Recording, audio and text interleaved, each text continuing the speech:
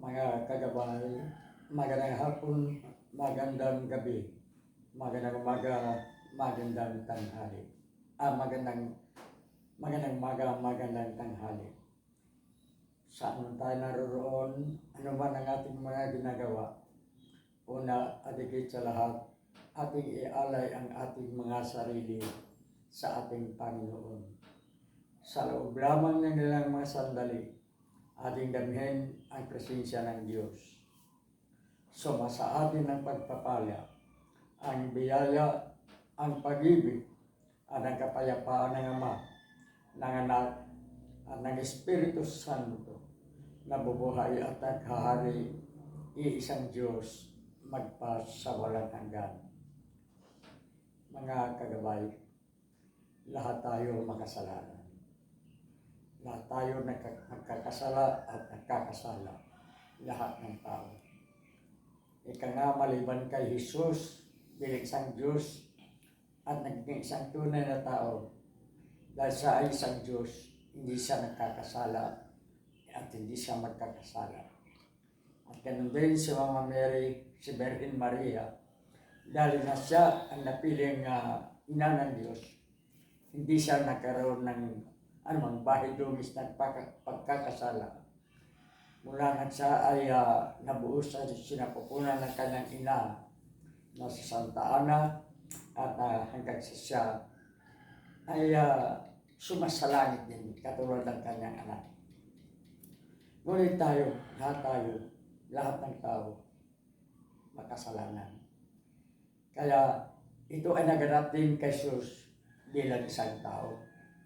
Alam naman natin na sa panahon ng Kwaresma, ginugunita natin ang kaya nga nagkaroon ng Kwaresma dahil sa 40 days na paggunita ng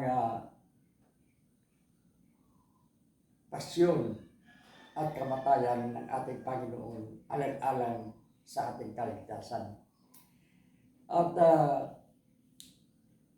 ayon pa nga sa banal na kasulatan, 30 taon na si Jesus nang mula sa isang halos hindi siya napapansin, hindi kilala na buhay sa Nazaret, sa barangay Nazaret, sa baryo ng Nazaret, saan siya nakatira noon bilang isang tao. Sa loob ng 30, walang narinig sa kanya, maliban doon sa kanyang yung nawala at natagpuan siya sa templo.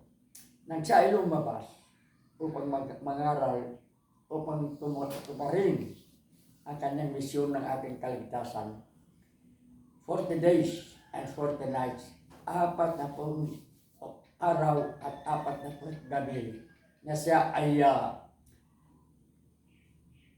pumunta sa disyerto upang manalangin, ayuno bago siya nangaral.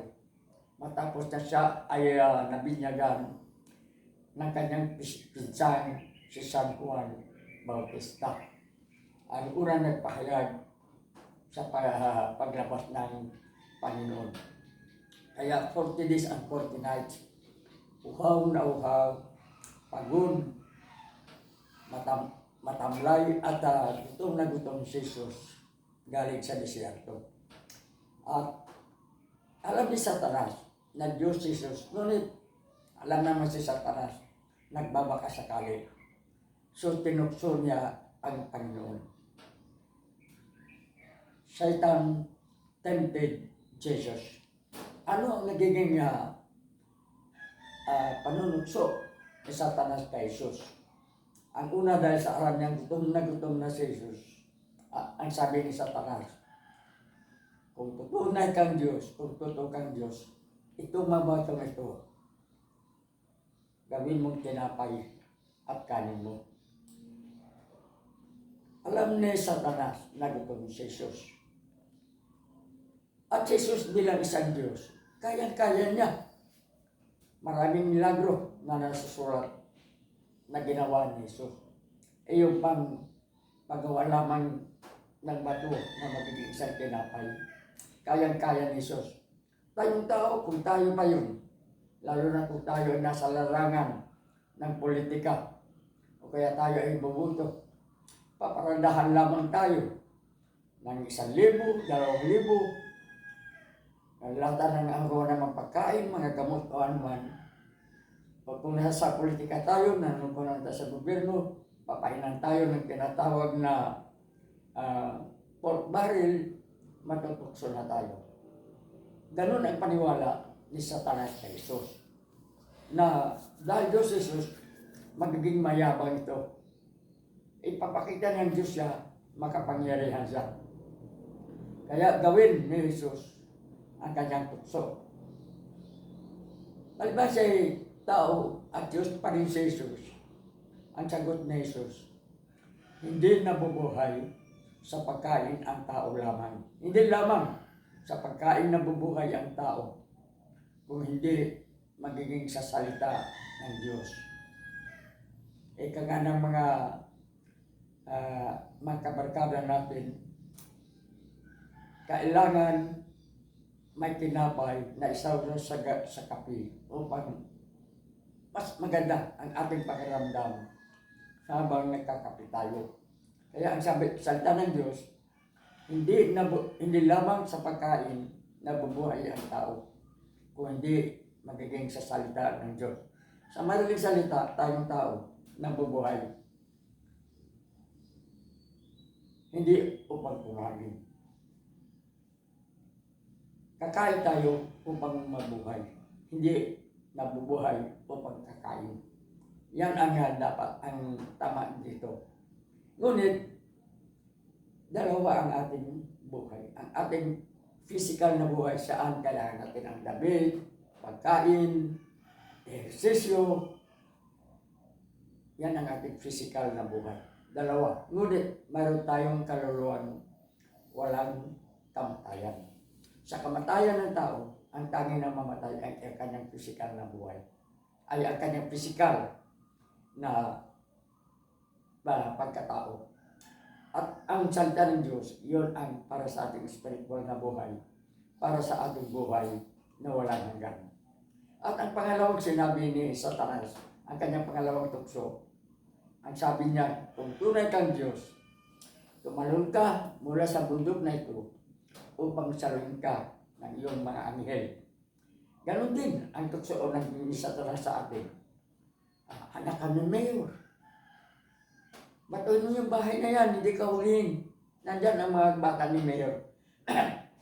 Dahil mayabang tayo, gawin natin. Ngunit, hindi rin ito ginawa ni Jesus.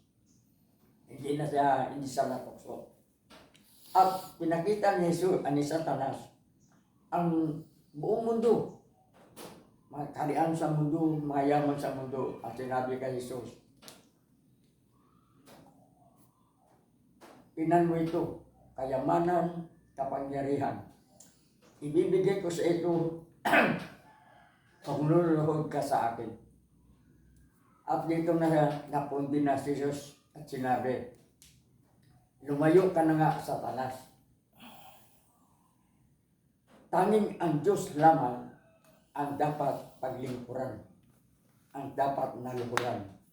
Kaya naalala natin ang isang pari sa Myanmar. Kamakailan lamang si Father Donald Martin Yehinaing Wen, isang taga Myanmar na paring Katoliko.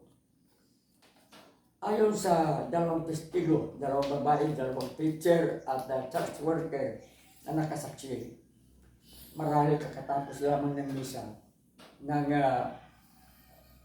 pinambangan, sinalubong itong si Father Donald Martin ng sampung yung tinatawag na mga pulis ng Myanmar, yung nagpapahinto ng mga misa, ayaw ng Katoliko.